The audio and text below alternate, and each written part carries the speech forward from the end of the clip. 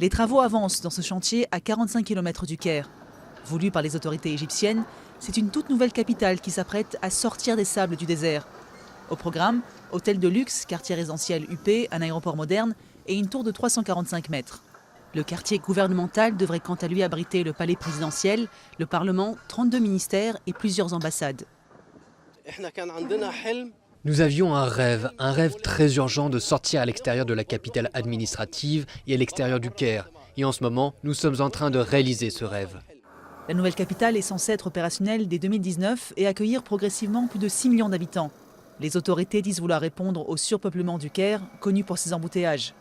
Mais le projet peine à convaincre les urbanistes qui y voient un projet trop similaire aux autres villes nouvelles construites en Égypte depuis les années 60. Le pays en compte déjà une trentaine, excentrées, souvent chères et dépourvues de transports publics pratiques. À l'époque de Abdel Nasser, le marketing pour la ville de Nasser a été fait de la même façon. Ça a été promu comme une ville satellite, offrant des opportunités de travail, ville futuriste et construite de façon moderne. Sous le président Sadat, il y a eu la ville Sadat.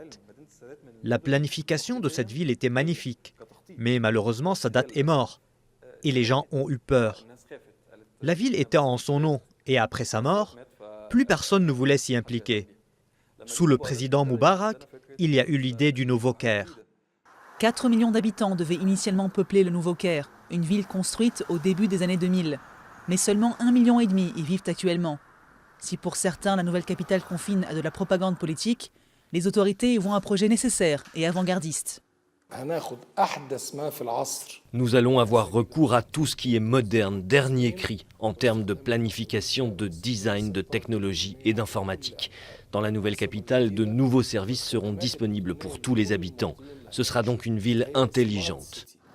Le coût officiel de cette nouvelle capitale s'élève à 45 milliards de dollars, un projet pharaonique dans une Égypte en plein marasme économique.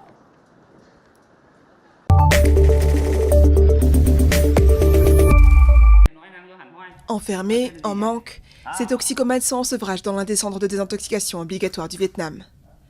Un système que les groupes de défense des droits de l'homme qualifient de prison déguisée, mais largement soutenu dans le pays, y compris par certains drogués. Avant, quand je ne prenais pas d'héroïne, je me sentais mal. Mes membres étaient très faibles. Mais après 2 semaines, je suis venu dans ce centre, j'ai été sevré et je me sens beaucoup mieux. Entre 2014 et 2016, plus de 65 000 toxicomanes sont passés par ces centres. Amenés par la police ou par leurs proches, les patients y travaillent dans des ateliers présentés comme thérapeutiques. Le Vietnam se distingue de pays voisins qui ont des systèmes similaires par la durée des cures. Certains drogués peuvent passer de longues années dans les centres. Cet ancien patient raconte y avoir été frappé par des gardes.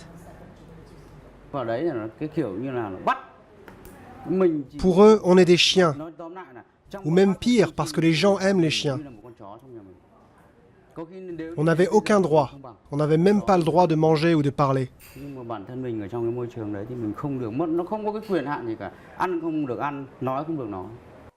Le gouvernement a commencé à réformer les centres et d'autres alternatives ont été créées. Comme cette clinique de jour, où les dépendants à l'héroïne peuvent recevoir une dose quotidienne de méthadone. Un changement qui ne plaît pas à tout le monde. Le modèle de la cure de désintoxication obligatoire est destiné aux toxicomanes qui ont un casier judiciaire ou qui sont fortement dépendants aux drogues synthétiques et ont des problèmes mentaux. C'est très difficile de les gérer à l'extérieur du centre et il est peu probable qu'ils viennent de façon volontaire. Les centres de désintoxication classiques restent tout de même l'option principale pour un nombre croissant de toxicomanes au Vietnam. Mais les résultats restent limités. D'après les chiffres officiels, près de 80% des patients retombent dans la drogue une fois sortis.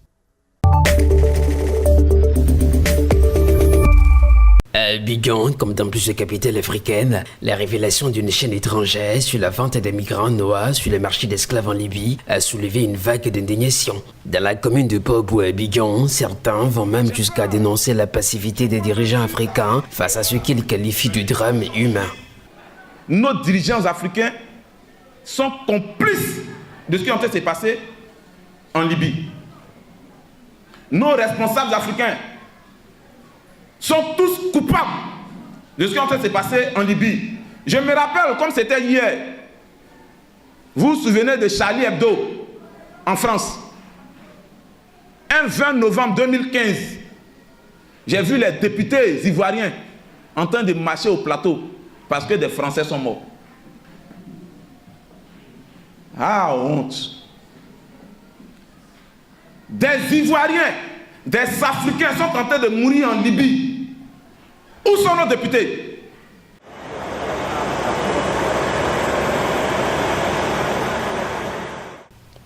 La nuit tombe sur la capitale économique ivoirienne. Dans le même quartier du Port-Boué se trouve l'aéroport Félix Houphouët-Boigny de Bidjon. Il est 19h10, heure locale. Le Boeing 737 de la compagnie libyenne Barca se pose sur le tarmac de l'aéroport du Port-Boué. À son bord, 155 migrants ivoiriens.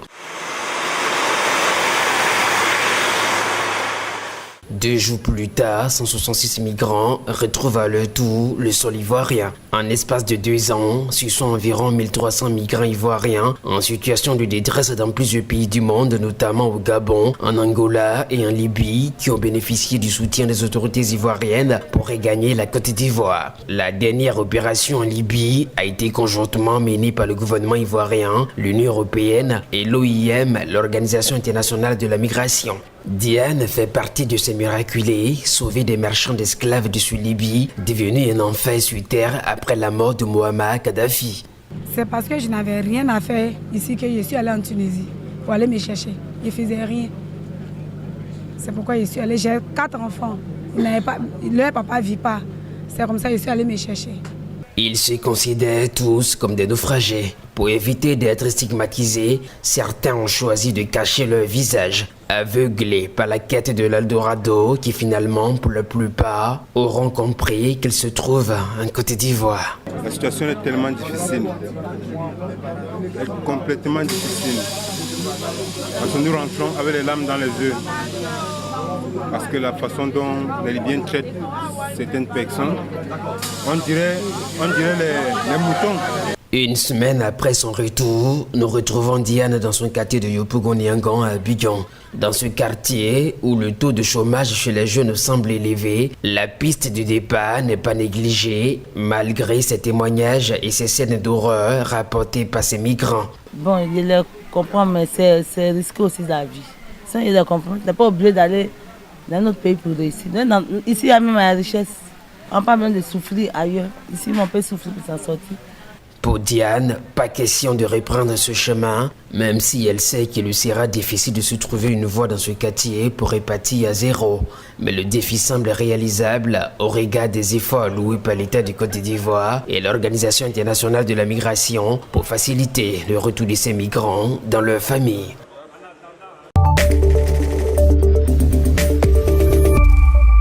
C'est l'heure du repas pour le plus célèbre résident de Sainte-Hélène.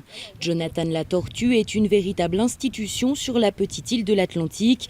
Originaire des Seychelles, les circonstances de son arrivée à Sainte-Hélène demeurent mystérieuses. C'était il y a plus d'1 siècle et aujourd'hui, Jonathan est sans doute le plus vieil animal terrestre de la planète. Nous pensons qu'il a entre 125 et 186 ans. Mais en fait, il pourrait être encore plus vieux parce qu'on calcule son âge à partir de son arrivée à Sainte-Hélène. Et tout dépend s'il est arrivé étant un jeune ou un vieil adulte. Dans ce cas, il pourrait même avoir 100 ans de plus. La seule vétérinaire de l'île est aux petits soins pour son patient VIP. Jonathan bénéficie d'un régime spécial à base de fruits et de légumes dont beaucoup sont importés par bateau. Le centenaire doit être patiemment nourri à la main. Il souffre de cataracte et il a perdu son odorat, même si son ouïe reste intacte. Il pourrait appartenir à une espèce très rare de tortue des Seychelles, mais nous n'en sommes pas sûrs. Nous faisons des tests génétiques en ce moment et une carte de son génome, donc on devrait bientôt en savoir plus. Malgré son grand âge, Jonathan continue à apprécier les ladies et à batifoler avec les tortues femelles géantes qui partagent son enclos.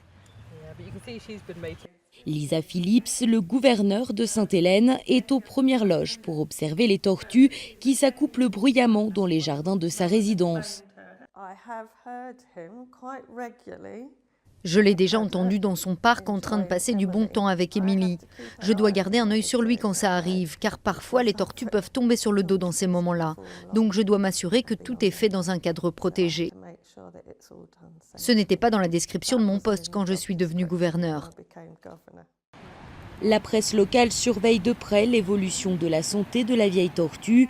Tout est déjà prévu pour le jour où Jonathan tirera sa révérence. Sa nécrologie est déjà écrite et sa carapace sera conservée précieusement pour être étudiée puis exposée sur l'île de Sainte-Hélène.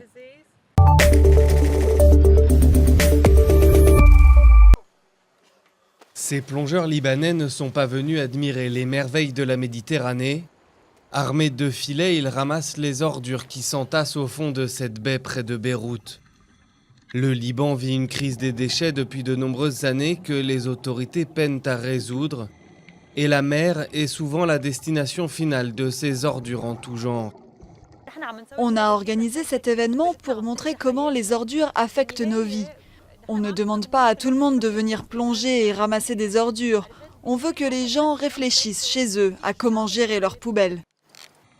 Canettes, bouteilles en plastique et même pneus de voiture, la pêche a été fructueuse. Ce type d'initiative privée se multiplie au Liban face à l'absence d'une politique publique à long terme pour gérer les 6000 tonnes de déchets produits quotidiennement. Le gouvernement doit gérer deux choses. D'abord, nous sommes en face d'une crise et il doit continuer à affronter cette crise. Mais en même temps, il doit commencer à réfléchir aux solutions durables de manière sérieuse, commencer à les mettre en place, même petit à petit. Par exemple, la question du tri et du recyclage à Beyrouth. Jusqu'à présent, on n'a pas commencé à le mettre en place de manière sérieuse. Dans l'arrière-pays, le secteur privé a, dans certains endroits, pris à son compte la gestion des ordures. Ce centre de tri récupère tous les déchets de la localité de Beit Meri, à une quinzaine de kilomètres de la capitale. L'entreprise Cedar Environmental dispose de 8 centres comme celui-ci à travers le Liban, qui trient environ 80 tonnes de déchets par jour. Mais le recyclage ne représente que 15% du traitement des ordures du pays. Quand vous réunissez les ordures dans de grandes quantités, c'est impossible de les trier. Alors que quand vous les répartissez entre les régions et créez des usines, vous pouvez les trier et récupérer beaucoup de choses. À Beit Meri, nous avons réintroduit au moins 500 ou 600 tonnes de matières premières dans l'industrie locale. Le Liban pourrait revivre le même cauchemar qu'en 2015, quand les ordures avaient envahi les rues de Beyrouth après la fermeture de la principale décharge du pays. À Saïda, dans le sud, une montagne de déchets non traités a déjà fait son apparition sur la côte, dans l'enceinte d'une usine de recyclage. La municipalité s'est engagée à construire une nouvelle décharge prochainement.